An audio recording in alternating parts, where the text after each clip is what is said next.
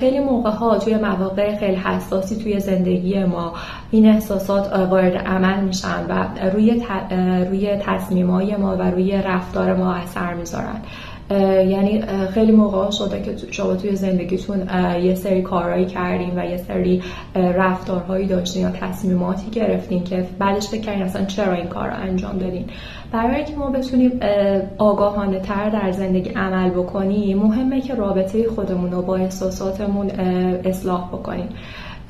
و برای این کار تمرینی که میتونیم بکنیم اینه که هر موقع که احساسات سخت و ناخوشایندی رو داریم تجربه میکنیم، اول آگاه باشیم که اون زمان تصمیم گرفتن و عمل کردن نیست، فقط زمان تجربه کردنه. چون ذهن به صورت معمول با احساسات مثل یک مسئله که باید حل بشه برخورد میکنه، میخواد تصمیم بگیره، میخواد یه اقدامی بکنه، داستان میسازه، تحلیل میکنه، ولی اون زمان فقط زمانیه که باید تجربه کرد.